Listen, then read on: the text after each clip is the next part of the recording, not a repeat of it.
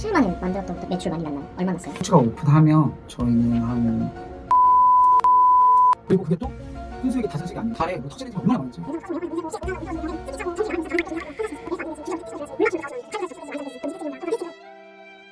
임대료 여기서 임대료만 유의미하게 줄이면 사실 여기는 제 생각에 3,400이면 되는 동네예요. 2배 했잖아요. 그거 3,400씩 아끼면 또 4,000 그럼 2개 하면은 1억이에요.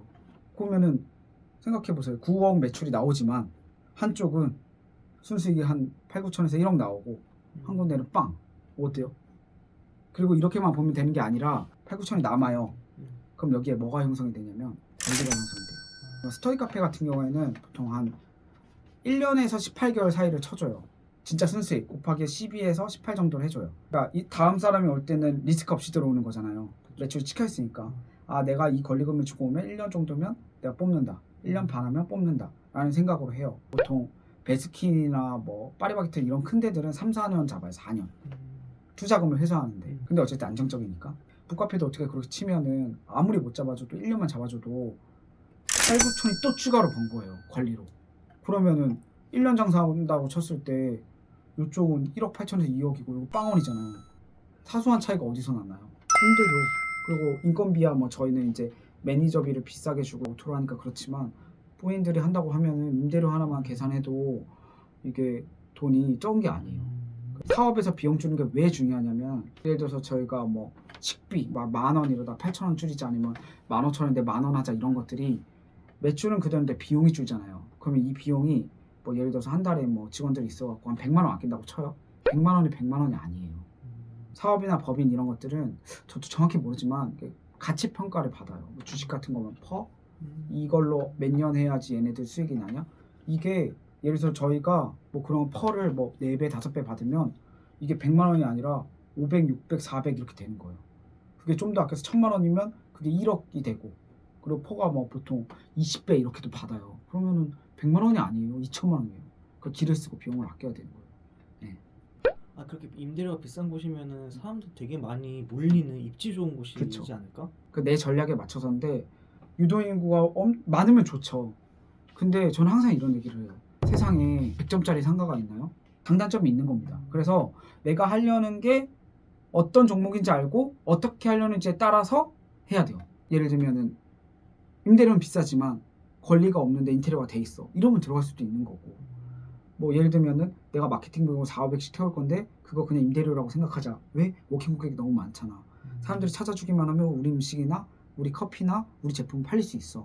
그럼 그럼에도 불구하고 비싼 데 가는 거고. 그러니까 각 있어야 될 위치들이 있는 거예요. 스터디 카페를 해요. 워크인 고객 바를 받아서 유지하자. 그럼 아래가 어느 정도 본질만 있으면 장사가 돌아가요. 이게 초보자 때 했던 생각.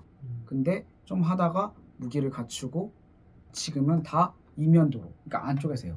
예를 들면 제 1호점 같은 경우는 월세가 지금 관리비 포함해서 300이 넘습니다. 한 340, 50 비싸요. 근데 제 이제 4, 5점이나 5, 6, 8, 10호점 이런 데는 200도 안 해요. 한 150.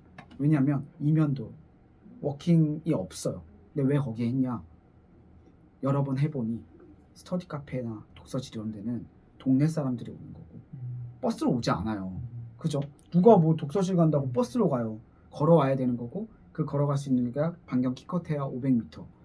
고 여기 있는 곳만 그들이 알면 여 워크인이나 여기나 시간이 좀 더 걸리지만 똑같다.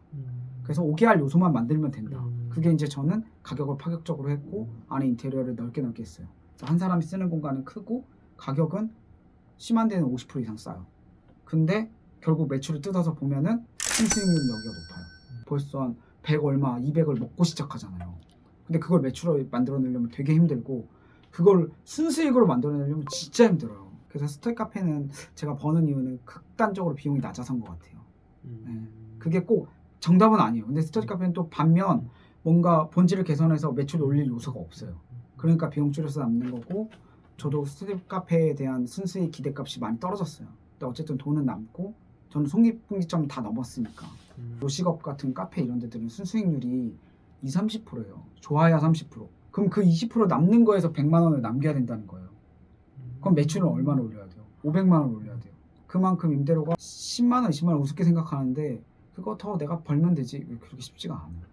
그럼에도 불구하고 좋은 자리 해야 될 때도 있고 맥락을 잘 찾아서 자기가 원하는 대로 해야 돼요. 그래서 내가 워크인이 없으면 망하는 데인가, 그러면 이 워크인 가지고 내가 매출 얼마까지 낼 수 있는가, 이 임대료는 얼마인가, 이런 것들이 중요하고, 만약에 공식이 좀 필요하다면 제가 이제 요식업 뭐 200~300개 하는 사람들도 아니까 요식업으로 따지면은 전체 매출의 15%가 넘으면 안 된대요. 잘 되는 데들이 10%. 내가 예를 들어서 1억씩 벌 수 있다. 그럼 1,000만 원짜리 얻어도 돼요. 그러면 요지에 워크인 많은데 할 수 있죠. 내 매출 1억을 찍을 수 있어야겠죠.